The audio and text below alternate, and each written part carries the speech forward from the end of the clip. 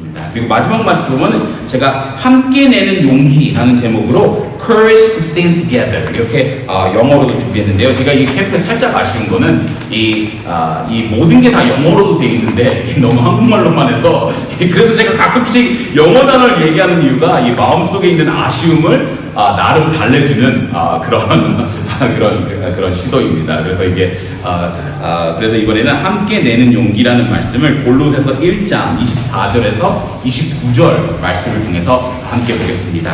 그럼 저희 이거 한 목소리로 같이 읽고 기도한 이후에 오늘 말씀을 보도록 하겠습니다. 그러면 24절에서부터 시작하겠습니다. 나는 이제 너희를 위해 내가 고난당하는 것을 기뻐하고 그리스도의 고난들 뒤에 있는 것을 그분의 몸, 곧 교회를 위해 내 육체 안에 채우노라. 내가 교회의 사역자가 된 것은 너희를 위해 내게 주신 하나님의 경륜에 따라 하나님의 말씀을 성취하여 함이니라. 이것은 곧 여러 시대와 여러 세대로부터 감추어졌으나 이제는 그분의 성도들에게 드러난 신비에 관한 것이라. 하나님께서는 이방인들 가운데서 이 신비의 영광의 풍성함이 무엇인지 자신의 성도들에게 알리려 하시는데 이 신비는 너희 안에 계신 그리스도 곧 영광의 소망이시니라. 우리가 그분을 선포하며 각 사람에게 경고하고 모든 지혜로 각 사람을 가르침은 우리가 각 사람을 그리스도 예수님 안에서 완전한 자로 드리고자 함이니라.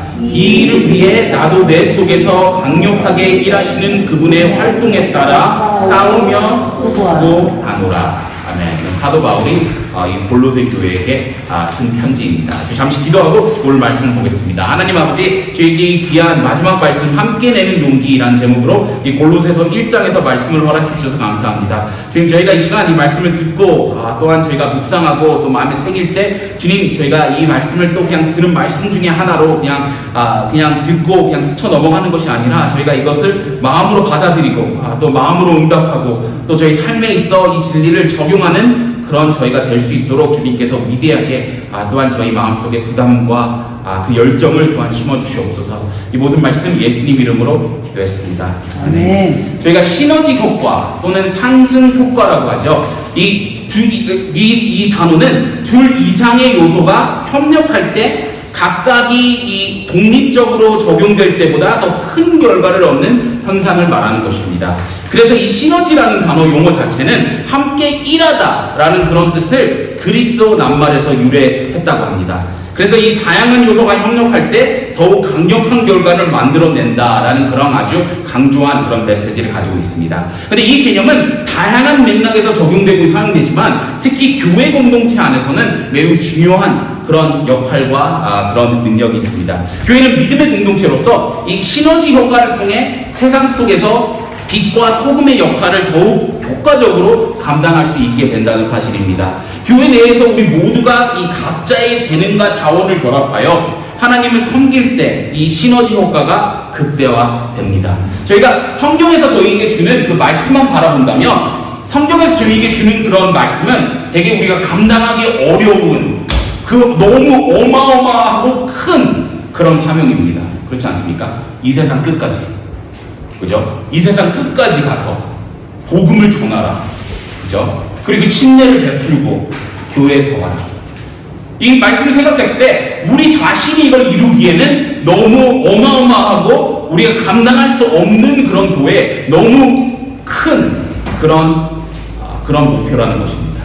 하지만 저희가 말씀을 보게 되면 만약에 이것이 그냥 우리 혼자 이루는 것이 아니라 우리가 오늘 이 지금 서론에서 보고 있는 것 같이 시너지 효과로 상승 효과로 만약에 우리가 협력하여 함께 도우고 함께 섬기고 또 함께 한 마음으로 세계 선교가 되었던 교회를 세워나가는 것이 되었던 아니면 우리 지역에 있는 이 지역교회 안에 섬기는 것이 되었던 그렇게 할 수 있다면 그럼 가능하지 않을까라는 생각을 한번 해봅니다.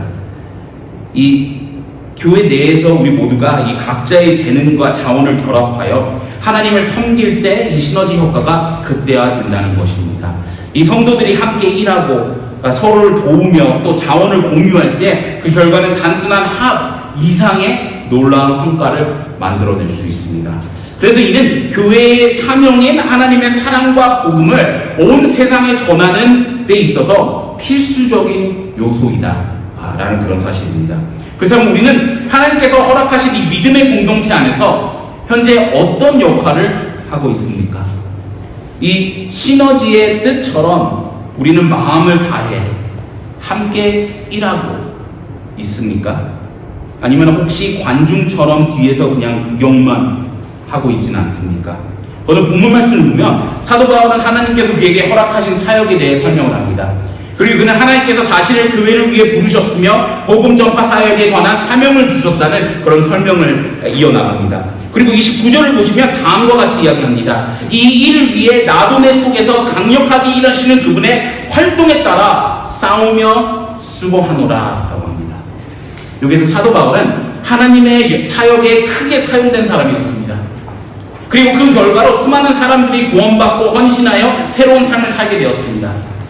그러나 그렇게 위대한 사도 바울에게도 같은 믿음을 가진 동역자들이 필요했습니다. 처음에는 바나바가 함께했고 마가가 선교 사역에 동참했으며 실라가 바울과 동행하기도 했습니다. 디도나 디모데 같은 일꾼들과 함께 동역한 것도 성경에 기록되어 있습니다.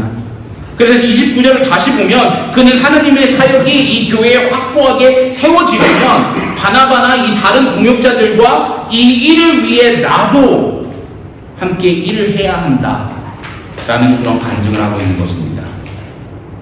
바로 자기 자신도 적극적으로 헌신하고 투입되어야 한다 라는 그런 말을 선포하고 있습니다.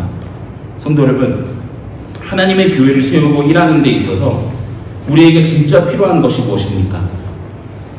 우리가 조금 전에 읽은 바울의 이 일을 위해 나도 라는 그런 태도가 아닐까 싶습니다. 하나님께서는 우리 모두가 이 섬김의 마음, 또 하나님께 영광을 돌리겠다는 마음을 가지고 하나님을 향해 함께 믿음의 용기를 내라고 말씀하십니다. 단지 한두 명이 아니라 우리 모두가 믿음으로 일어나 나도 전도하고 또 예배하고 하나님의 일에 동참할 때 주님께서 축복하시는 그런 시너지 효과가 있는 교회가 될 수 있다고 믿습니다. 전 전에 이런 시를 한번 읽은 적이 있습니다. 말씀드린 적이 있는 것 같기도 한데, 주님, 당신이 가라는 곳으로 가리라. 진정으로 섬기길 원하니 주님, 당신께 어느 때나 노래 부르리이다. 그러나 찬양대만은 세우지 마시길. 주님, 당신이 내게 원하는 것을 내가 하리이다. 그러나 어려움은 나를 피해서 지나가길. 오 주님, 아이들을 가르치라 말씀하지 마시고 그냥 교실 안에 함께 있기만 하소서. 주님, 당신이 원하는 것 내가 하리니 당신의 왕국이 번창하는 그날을 드리며, 주님, 나의 5센트 10센트 드리리니 그러나 11조는 하라 마소서. 주님, 주님이 원하는 곳으로 가서 당신이 원하는 말 하겠으나 주님, 지금은 이 몸이 바빠서 언젠가 때가 되면 당신을 섬기리이다. 이 시를 들으면 참 어리석은 시예요, 그죠? 네. 하지만 때로 우리가 보게 되면 이게 때로 우리의 모습 또한 이렇지 않나 생각하게 됩니다. 언젠가는 섬기고 싶습니다. 하지만 지금은 때가 아닌 것 같습니다. 만약 이것이 우리가 하나님을 섬기는 우리의 자세라면 하나님을 위해 할 수 있는 것은 극히 제한되어 있을 것입니다. 우린 사람들 앞에서 하나님의 이 은혜를 간증합니다. 또 하나님을 예배하며 찬양을 드립니다.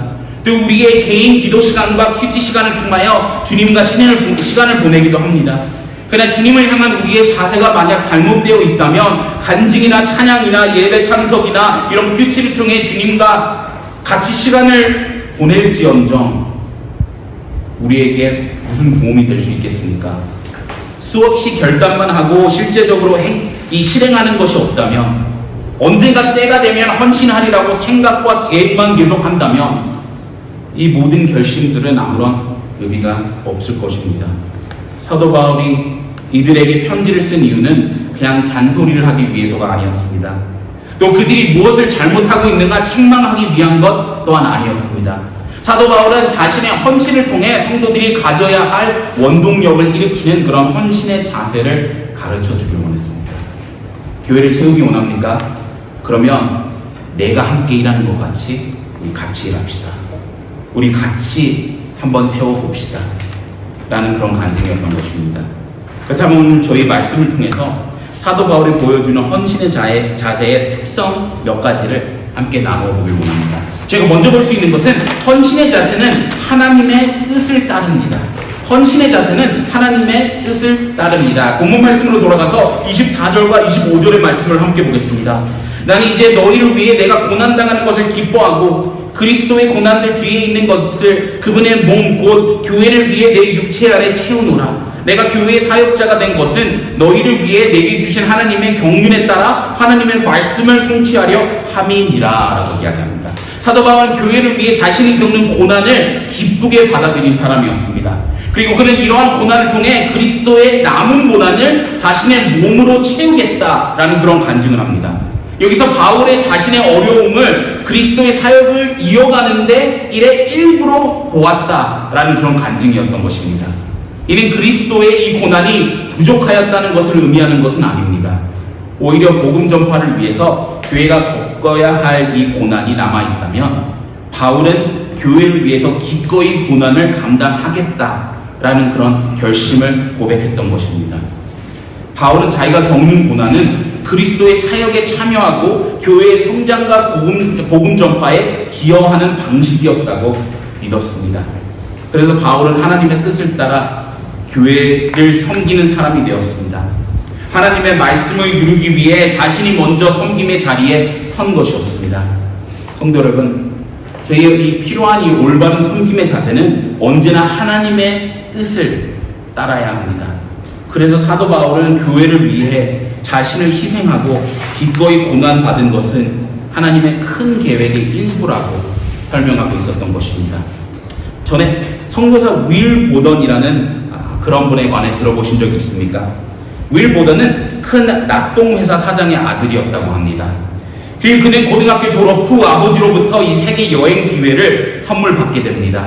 그리고 그는 여행 중 중국 선교에 대한 부담을 느끼고 돌아오게 됩니다. 이 돈과 학식이 풍부했고 이 아버지의 회사를 이어받을 후계자였던 윌 보던이었습니다. 그를 향한 많은 기대와 꿈이 있었지만 중국 선교에 대한 부담이 너무 커서 재산을 포기하겠다고 그는 결심합니다. 그리고 그 결정을 한 이후에 그는 자기의 성경책을 열어 안에 비축은 없다 라고 적게 됩니다. 아버지가 계속 선교사가 되겠다고 고집을 부리면 다시는 회사에 못 돌아오게 하겠다 라는 그런 협박을 했을 때 그는 성경을 다시 펴서 후퇴는 없다 라고 적었습니다. 그러나 이집트에서 언어를 배우는 과정 중 전염병에 걸려 보더는 그만 죽고 맙니다. 윌 보더는 세상의 부를 포기하고 자신의 삶을 하나님께 드렸지만 선교지에 도착하기도 전에 이 세상을 떠나 많은 사람들의 안타까움을 자아냈습니다. 인류 사람들은 그의 헌신은 낭비였다. 그가 차라리 미국에 있었으면, 그가 차라리 남아서 돈을 벌어 이 선교를 후원했으면 더 위대한 일을 할 수 있었을 것이다 라는 이야기를 해오기도 했습니다. 세상의 눈에는 아버지의 유산과 이 회사를 포기한 것이 어리석게 보일지 모릅니다. 그러나 보더는 자신의 선택과 헌신이 하나님께 영광이 된다고 굳게 믿었던 것입니다. 그는 죽기 전 성경책의 마지막으로 이 단어를 써 붙였다고 합니다. 후회는 없다. 후회는 없다. 성도 여러분, 이러한 섬김의 자세는 자기 자신을 넘어서 하나님의 뜻과 계획을 이루기 위한 헌신이었습니다. 때로 우리가 우리의 믿음 생활을 봐도 우리의 믿음 생활 또한 이 승리와 좌절, 어떻게 보면 이루었다, 이루지 못했다가 이 얼마나 이루었나, 얼마나 해냈나 라는 그런 결과에 달려있지 않나 생각해 봅니다.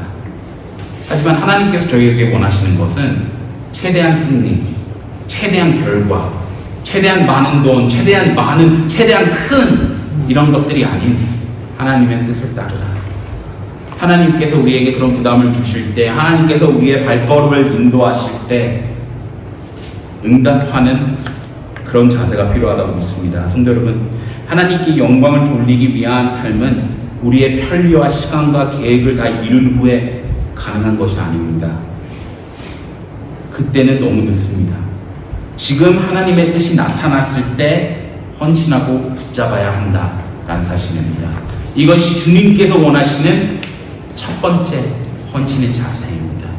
하나님의 뜻을 따르는 삶. 그러나 저희가 두 번째로 볼 수 있는 것은 헌신의 자세는 목적이 정확합니다. 목적이 정확합니다. 본문 말씀으로 돌아가서 26절에서 28절의 말씀을 다시 한번 보겠습니다. 보시면 이것은 곧 여러 시대와 여러 세대로부터 감추어졌으나 이제는 그분의 성도들에게 드러난 신비에 관한 것이라. 하나님께서는 이방인들 가운데서 이 신비의 영광의 풍성함이 무엇인지 자신의 성도들에게 알리려 하시는데 이 신비는 너희 안에 계신 그리스도 곧 영광의 소망이시니라. 우리가 그문을 선포하며 각 사람에게 경고하고 모든 지혜로 각 사람을 가르침은 우리가 각 사람을 그리스도 예수님 안에서 완전한 자로 드리고자 함이니라 라고 합니다. 이 사도 바울은 구원이 어떻게 모든 인류에게 전파되었는가를 설명하면서 그가 왜 자신의 삶을 바쳐서 예수님을 섬겼으며 어떤 연유로 그렇게 하게 되었는지를 설명하고 있는 것입니다. 그리고 사도 바울은 그냥 무작정일을 한 것이 아니라 하나님의 부르심과 뜻을 기억했고 그가 맡은 사역의 목적을 이해하고 있었습니다. 그리고 그것은 예수님을 전하고 모든 사람에게 지옥에 대해 경고하는 것. 그죠? 그것이 바로 그의 목적이었습니다.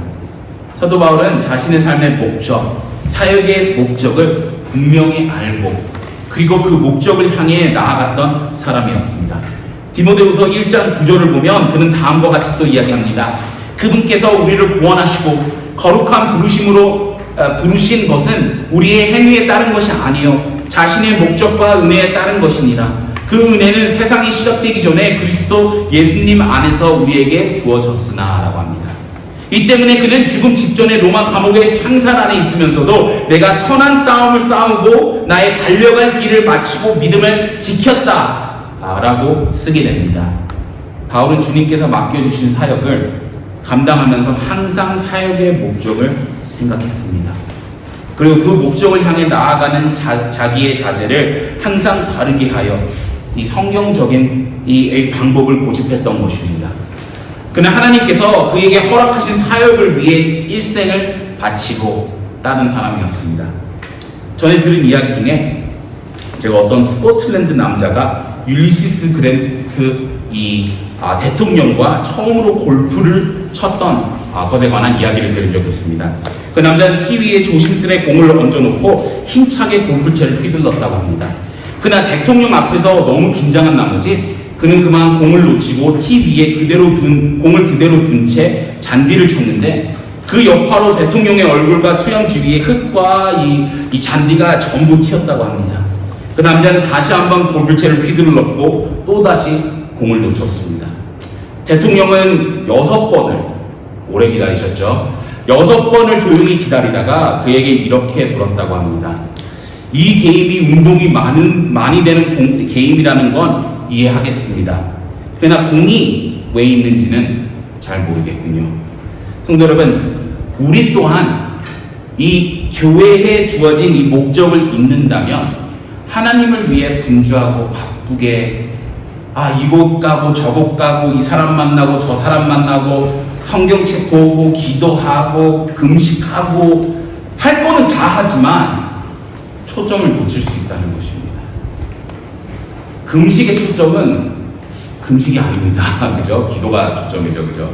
저희의 이 말씀의 초점은 그냥 누가 제일 많이 읽을 수 있나 보는 것이 아니라는 것입니다. 이 진리의 말씀을 마음에 새기는 것입니다. 그리고 예배의 초점은 참석이 아니라 우리의 마음을 하나님께 드리는 것입니다. 우리가 하나님을 우선순위에 둠으로써 하나님께 우리의 사랑의 표현을 드리는 것입니다. 이 골프클럽을 멋있게 휘두를 수도 있고 비싸게 좋은 골프클럽을 사용할 수도 있을 것입니다. 그러나 골프공을 목적하는 곳으로 날려보내지 못하거나 아니면 아예 공을 치지 못한다면 골프를 치는 의미가 아마 없을 것입니다. 하나님의 일을 하는 데 있어서 주님께 받은 많은 탤런트가 있을 수도 있고 저에게 이 성경 지식을 많이 쌓았을 수도 있습니다. 그리고 교회를 오랫동안 다니고 하나님을 향한 열정을 가지고 있을 수 또한 있습니다.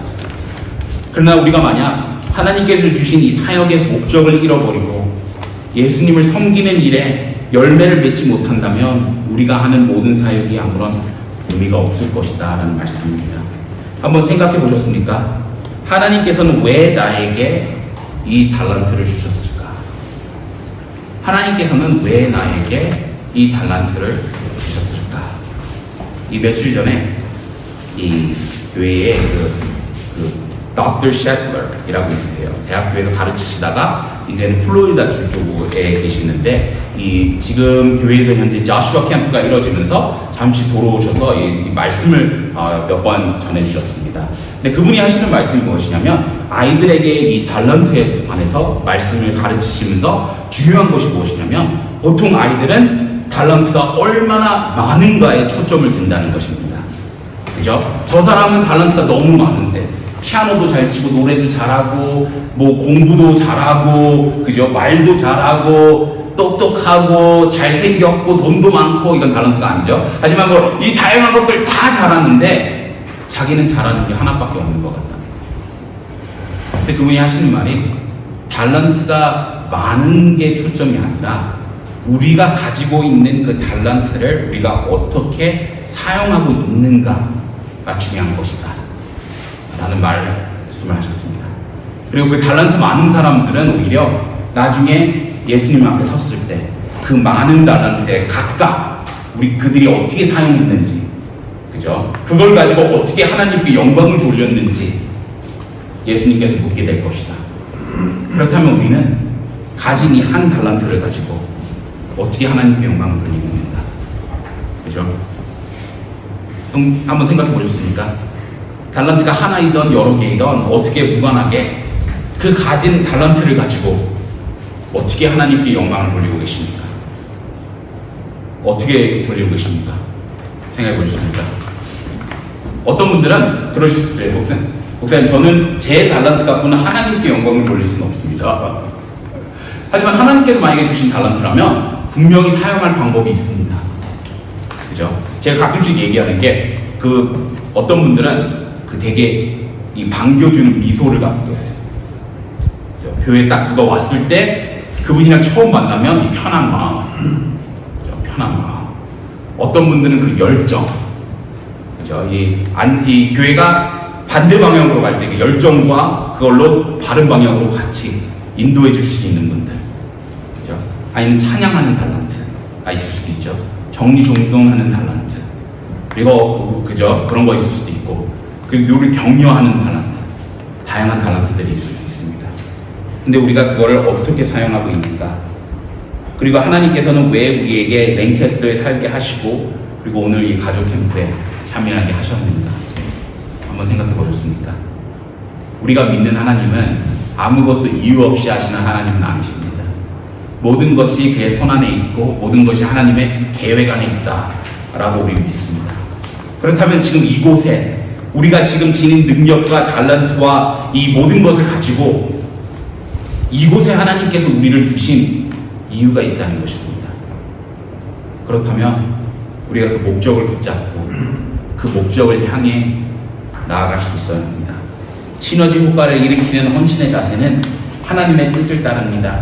또 그의 주 목적을 주 목적에 확고합니다. 그래서 저희가 마지막으로 볼 수 있는 것은 헌신의 자세는 모두 함께 협력합니다. 마지막으로 29절을 함께 다시 읽어보겠습니다. 이 일을 위해 나도 내 속에서 강력하게 일하시는 그분의 활동에 따라 싸우며 수고하노라. 사도 바울은 그가 일하는 목적을 이해했을 뿐만 아니라 하나님의 일을 이루기 위해서는 협력이 필요하다라는 그런 사실을 알았습니다. 그래서 그는 마지막에 이 일을 위해 나도 내 속에서 강력하게 일하시는 그분의 활동에 따라 싸우며 수고하노라 라고 이야기한 것입니다. 제가 전에 여름 성경학교를 인도한 적이 있어요. 전에 교회에서. 여름 성경학교를 위해서 준비를 진짜 많이 했습니다. 이 밤을 새가며 뒤에 데코레이션부터 해서 하나씩 잘라내고 주문하고 다양히 해서 설교도 하면서 제가 아이들을 위해서기 때문에 이 매직 트리크까지 해서 제가 자주 쓰는 트릭이 있어요. 이 줄을 자른 것 같은데 나중에 보면 그죠? 죄 때문에 우리가 예수님의 관계가 잘렸다가 그래서 잘라요 줄로. 근데 제가 이게 손으로 이렇게 쫙 하다 보면 둘이 다시 하나가 돼요. 보여주면서 하지만 예수님의 피로 이게 다시 관계가 하나가 될 수 있다. 궁금하시죠? 어떻게 했는지 나중에 말씀드리겠습니다. 막 이런 것까지 준비해가면 열정적으로 그죠? 제 영어로는 더 목소리가 더 커요. 와 소리 질러가면서 땀을 흘리며 설교를 막 했습니다. 그리고 애들도 구원받고 구원 확신받은 애들도 있고 진짜 축복된 그런 여름성경학교였어요. 근데 이게 아는 지인분들이 오셨으니까 여름성경학교에 대한 이렇게 후기를 이렇게 갖고 제 아내에게 얘기해 주시는데 얘기하시는 게 목사님 설교가 되게 대단하셨다 아니면 이게 좋았다 이런 게 아니라 얘기하시는 게 뭐냐면 그 교회는 갔는데 이 70세 되시는 집사님이 주차장에서 안내를 하시더라 라고 하신 거예요. 제가 집사님을 보내진 않았습니다, 참고로. 하지만 그분은 딱 오셔서 단순히 그냥 보고 내가 할 수 있는 건 무엇일까 봤는데 당연히 안에서 다들 여름성경학교 하면 그 전에 찬양인도도 하고 하기 때문에 그 공간이 비어 있었던 거예요. 그러니까 집사님이 거기서 한 가족 오는 가족마다 인사하고 안으로 인도하는 과정을 하셨어요. 그죠? 아무도 부탁을 안 드렸는데 그냥 단순히 오셔서 그 역할을 하셨어요. 근데 그분의 기억 속에는 이 교회가 진짜 대단한 게 무엇이냐면 저렇게 나이 드셔도 저런 이렇게 여름성경학교에 그죠? 부흥 집회나 창립 집회가 아니라 여름성경학교에 오셔서 섬기시더라. 이 교회는 진짜 뭔가 다른가 보다 라는 그런 간증을 했다고 합니다. 그죠? 저희는 때로 그렇게 생각합니다. 설교가 더 좋으면, 게임이 더 재밌으면, 상품이 더 컸으면, 그죠? 아니면 데코레이션이 더 이뻤으면 아이들이 더 많이 올 텐데, 아니 우리가 더 돈을 더 퍼부었으면 사람들이 듣고 더 많이 모였을 텐데. 하지만 때로 이 세상에 찾는 것은 다른 것이다라는 것입니다. 그죠? 이 교회에 찾는 모습은 그런 모습이 아니라 우리가 중요시 여기는 그런 부분들이 아니라 때로는 이게 얼마나 협력이 있는 교회인가, 얼마나 진짜 이런 아름다운 모습을 지닌 교회인가. 성도 여러분, 그리스도인의 삶을 저희가 한 단어로 설명한다면 주님 안에로 표현할 수 있습니다. 골로새서 2장 6절에서 7절을 보시면 사도 바울은 다음과 같은 간증을 합니다. 그러므로 너희가 주 곧 그리스도 예수님을 받아들였듯이 그렇게 그분 안에서 걷되 그분 안에서 뿌리를 내리고 세워지며 가르침을 받은 대로 믿음 안에 굳게 서서 그 안에서 넘치도록 감사를 드리라 라고 합니다. 여기 모든 성도들이 주님 안에서 걸으며 주님의 주신 목적을 기억하고 하나님의 말씀에 순종할 때 하나님께서 원하시는 그 시너지 효과의 사역이 이루어지게 된다는 것입니다. 이 세대의 그리스도를 향한 헌신의 자세를 유지하기 위해서 필요한 것은 하나님의 뜻과 또 목적을 이해하는 것도 중요합니다. 하지만 그 무엇보다 누구를 위해서 하는지도 반드시 기억해야 한다는 것입니다. 성도 여러분, 우리 모두가 주님 안에서 하나님의 뜻과 목적을 이해하고 또 이를 위해 저희가 협력할 때 비로소 하나님께서 원하시는 이런 놀라운 사역을 이룰 수 있다라고 믿습니다. 이 NCAA 대학 농구에 존 우든 감독이라는 분이 전에 계셨습니다. 근데 이 존 우든 감독님은 이 대학 농구에 있어서는 가장 유명하고 역사적인 그런 코치 중에 그런 한 분이십니다. 그리고 그는 자신의 선수들에게 이 선수들에게 최고만을 고집했고 또 UCLA 대학에서 일하면서 선수들의 최선을 끌어내는데 힘을 썼습니다. 그러나 우든의 목표는 한 번도 챔피언십을 가지는 것이 아니었다고 합니다. 그는 결과보다도 목적을 향해 가는 과정에 중심을 두었던 것입니다.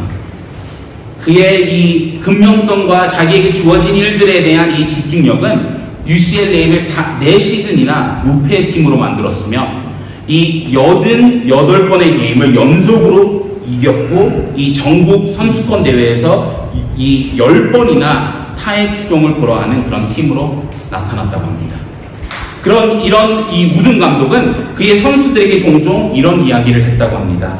당신이 못하는 그것이 당신이 할 수 있는 일을 방해하지 못하게 하십시오. 다시 한번 말씀드리겠습니다. 당신이 못하는 그것이 당신이 할 수 있는 일을 방해하지 못하게 하십시오. 내가 할 수 없는 것, 내가 하지 못하는 그것 때문에 만약에 우리가 할 수 있는 것까지 포기한다면 이보다 더 어리석은 게 어디 있겠습니까? 그렇다면 여러분께서 지금 하나님을 위해 하실 수 있는 일은 무엇입니까? 하나님께서 우리에게 주신 사역을 생각해 보시기 바랍니다. 그건 그저 다른 사람이 해야 하는 거야. 또는 그건 목사님께서, 사모님께서 하셔야 하는 거야가 아니라 내가 할 수 있는 그 사역과 역할이 무엇이 있을까요? 또 우리가 함께 협력해야지만 이룰 수 있는 그런 사역은 무엇입니까? 유명한 설교자였고 목사였던 D.L. 무디는 믿음이 아직 어렸던 청년 시절에 그의 목사님에게 이런 도전을 받았다고 합니다. 세상은 아직도 하나님께 자신을 온전히 드린 자를 통해 하나님이 무엇을 하실지 기다리고 있다네. 그리고 그는 그날 그 이야기를 들은 이후 고개를 숙여 이렇게 기도했다고 합니다. 하나님의 은혜로 제가 바로 그 사람이 되겠습니다. D.L. 무디는 그의 생애를 통해서 이 수많은 영혼을 구령하는 데 쓰였고 그는 그 시대의 위대한 부흥을 불러온 설교자 중에 한 명이었습니다.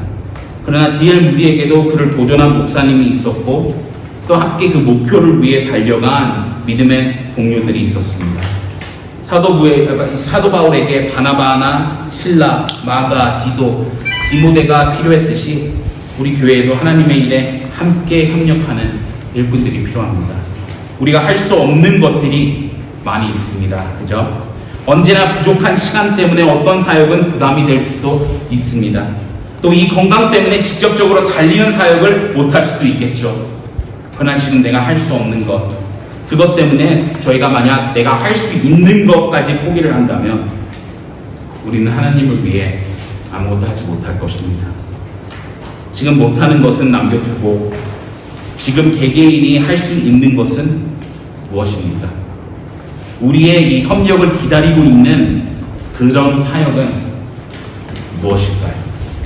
함께 용기를 내는 헌신의 자세는 하나님의 뜻을 따릅니다. 또 함께 용기를 내는 헌신의 자세는 그의 목적을 정확히 이해하고 파악하고 있습니다. 그리고 함께 용기를 내는 이런 헌신의 자세는 같은 목적의 공동체로서 함께 협력하는 그런 사역입니다. 오늘 여기에 계신 성도 여러분은 어떠십니까? 사도 바울처럼 이 일을 위해 나도 섬기리라 라고 결정하지 않으시겠습니까? 아니면 언젠가 때가 되면 섬기리라 라고 그냥 미루고 있지는 않습니까? 저희가 그리스도인으로서 이 하나님께서 저희에게 주신 목적을 잊지 않고 또 예수님의 이 희생을 기억하며 주님께서 주신 목표를 향하여 앞으로 나아가는 그런 우리가 될 수 있기를 소망합니다. 하나님의 은혜로 제가 바로 그 사람이 되겠습니다 라는 그 D.L. 무디의 기도와 같이 우리 모두 또한 하나님의 은혜로 함께 용기를 내어 하나님의 일에 협력을 한다면 저희가 혼자서는 절대 가능하지 않았던 것이 또 우리가 생각했을 때 우리 같이 이런 작은 사역으로는 절대 할 수 없어 라고 생각했던 것이 그렇게 불가능에만 보였던 것이 현실로 다가올 거라고 마음속에 믿습니다. 그리고 그런 것이 이 시너지 효과를 통해 또 하나님께서 우리를 통해 역사하고 싶으신 그런 마음이라 또한 믿습니다. 기도하겠습니다. 하나님 아버지